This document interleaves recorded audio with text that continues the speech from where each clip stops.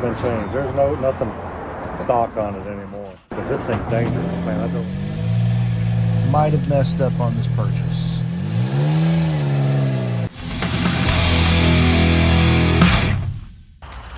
Well, I got a new flip. 2009 Jeep Wrangler Rubicon, 2-door. Let's see what I got myself into this time. Go ahead and walk around the vehicle first and point out the obvious things. The hood's a little chewed up. It's got bald tires. You get your standard JK dent.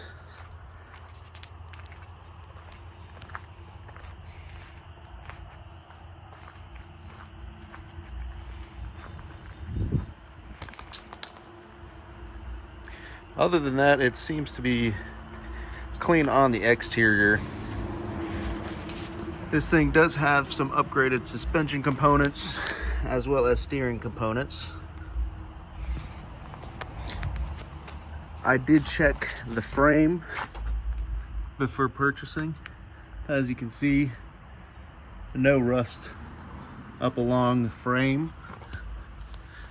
And then there's no rust along the tub, which is standard on a lot of these things. It does have an upgraded exhaust system from Gibson. It does seem to have a lift on it. Which lift kit, I'm unsure. It does have more upgraded suspension in the back.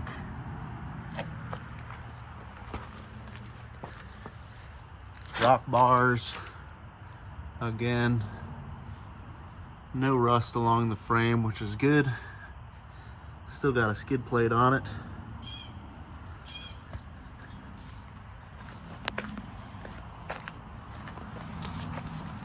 Does have some steering issues, likely related to this ball joint here on the drag link. I'm not sure of the status on the track bar here. If the bushings are good, it does look to be upgraded, as do the tie rods and drag link.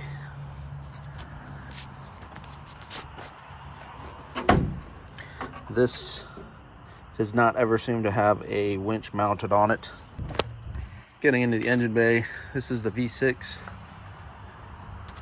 I believe it's a 3.8 liter.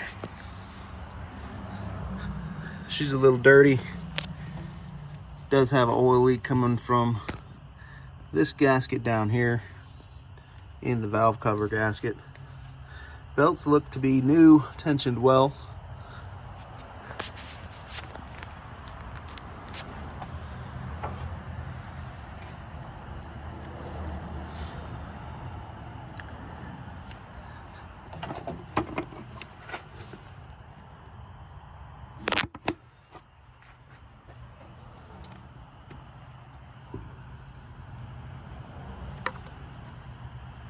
Brake fluid needs changing.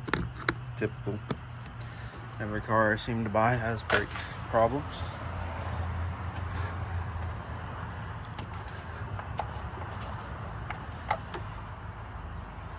No mayonnaise.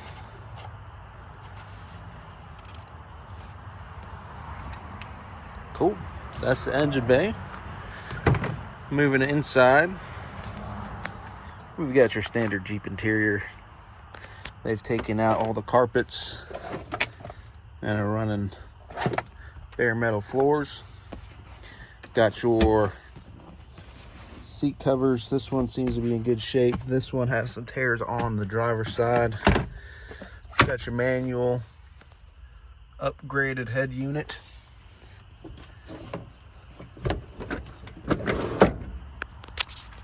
Cool little headrest TVs.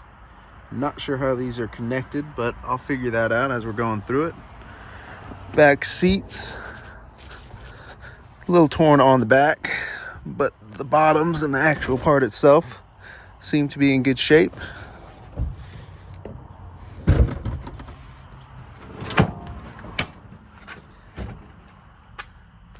This is the 6-speed manual.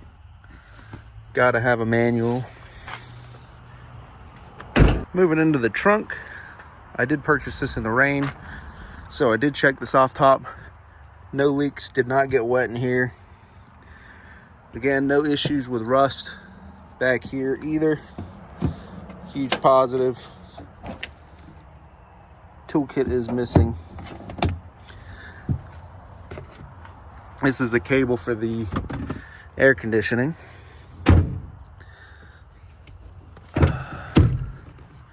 There's the seats up.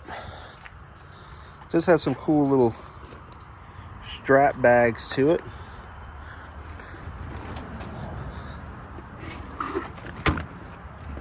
Moving into the driver's side. Again, a little bit of a seat tear. I don't think, honestly, it needs this ugly seat cover on it with just that minor of a tear. Go ahead and turn her on. Take that gear out of ignition.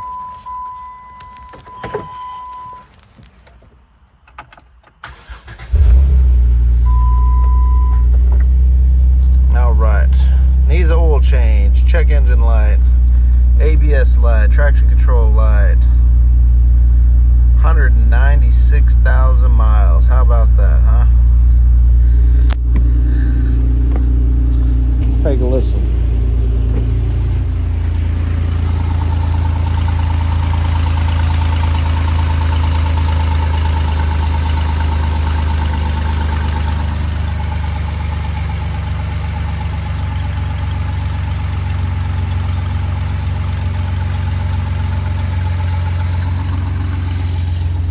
Still runs good. No smoke out the exhaust.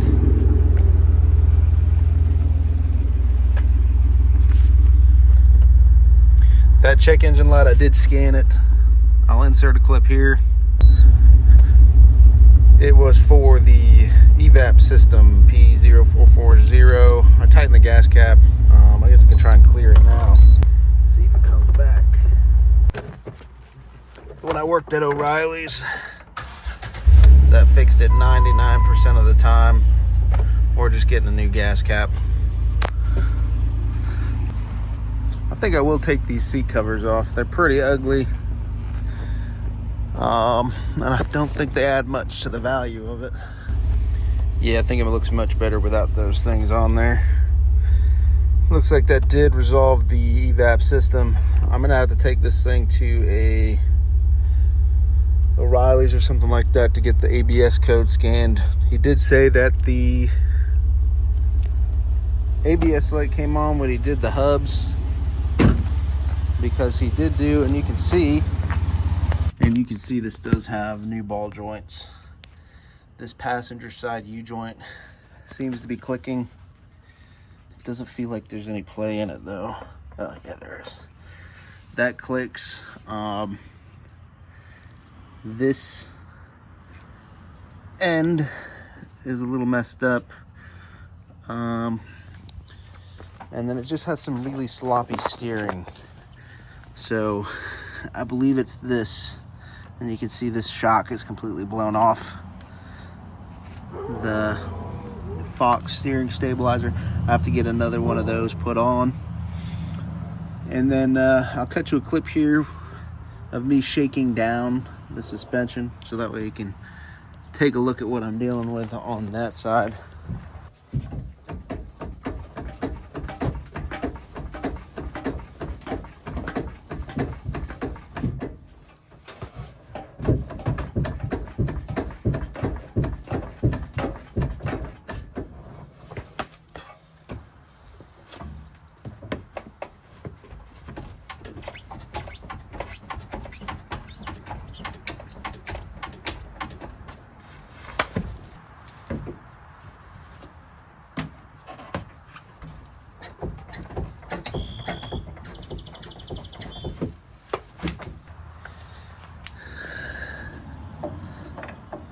Bump stop seems to be missing a bolt.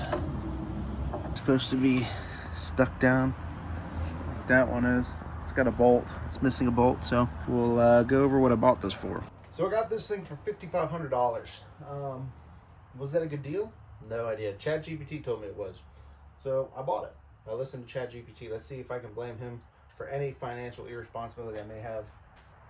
But on the serious note, in my area, I think I could probably get about 8,000 or 9,000, depending on what I have to put into it. I think we'll be able to clear a good profit on this and put it towards the Z. I will get wrenching on this just as soon as I get some time to go over it. Probably knock out a whole bunch of suspension stuff. So it's been a few days since the last clip. Basically, I took it to go get a post-purchase inspection, and things are not looking great. We might have messed up on this purchase. It's like that. They do ride funny, but this thing's dangerous, man. I drove it down the road. I was about shit. Only waiting on somebody for a steering stabilizer to replace the dual steering setup that I had on the Jeep. Get that thrown on there. It is an ATS, so we'll be upgrading at least. We're gonna have to replace pretty much everything on the front to get it to stop doing what it's doing. Got adjustable lower control arms coming in for the caster to fix that. Tie rods, drag links. It's a lot of work.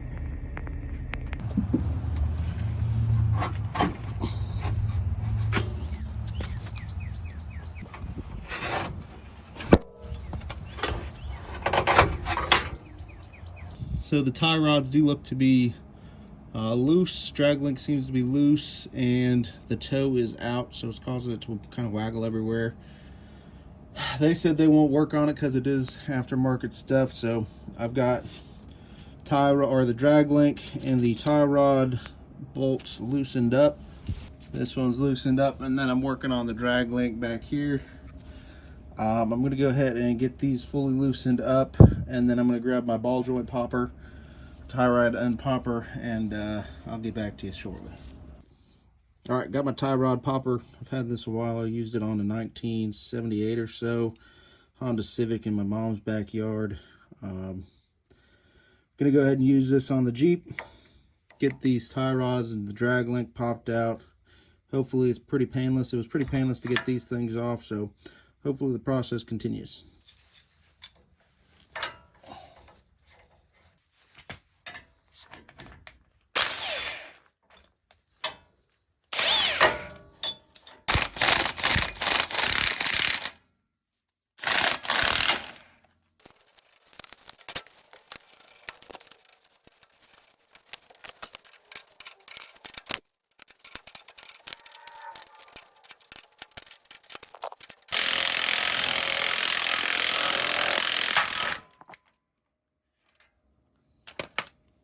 Holy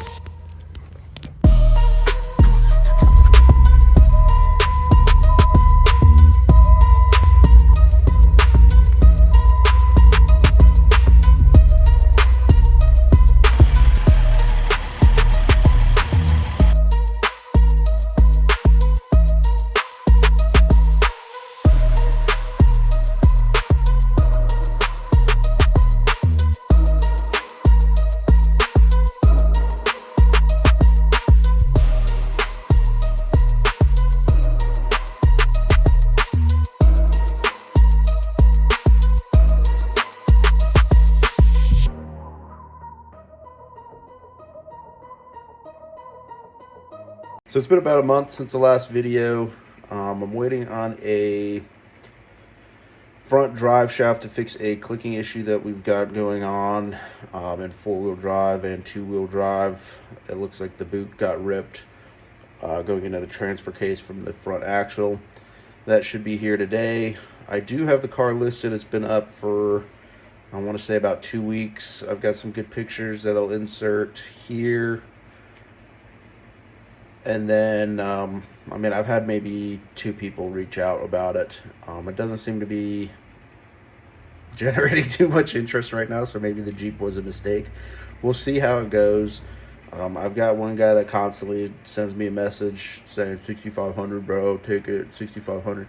But we've got about 83 in it, including the front drive shaft now. I think it's just a matter of time because the weather's starting to get really nice. It was about 80 a few days ago, but then it started snowing yesterday due to that storm we got along the East Coast. So we'll keep it listed, and then the next video, hopefully we'll have it sold. I wanted to get this update put together, get something out to y'all before the end of, I guess this month, because I'm trying to go for monthly uploads just so that way you guys can kind of see what an update is. I will have a 280Z video coming out soon. We did get them back from the fabricator. The pans are all in. There are some issues with the welding that happened where I guess some of it separated. He didn't get good enough penetration, so I'm going to have to take it back to him and get it fixed. But it does run, it does drive. I've got it set up. I've took it out for a couple of drives just to see what else it needs. Honestly, it drives pretty well. I'm currently working on some smoking issues that's going on the engine. It is putting out a little bit of blue smoke, which seems pretty common. I think it is due to the intake being absolutely filthy. The valves are filthy. The cylinder head is filthy. Everything is filthy on it. So I've been doing seafoam treatment every couple days or so, just sucking it in, trying to clean that intake out so that way I don't have to take out the engine or take off the intake manifold because I just don't want to do it. And it does seem to be clearing up a little bit, and it's driving a little bit smoother every time I do it, so we'll keep doing that until I can get rid of that. But yeah, that's the update for the month. I'll let y'all know once I get this Jeep sold.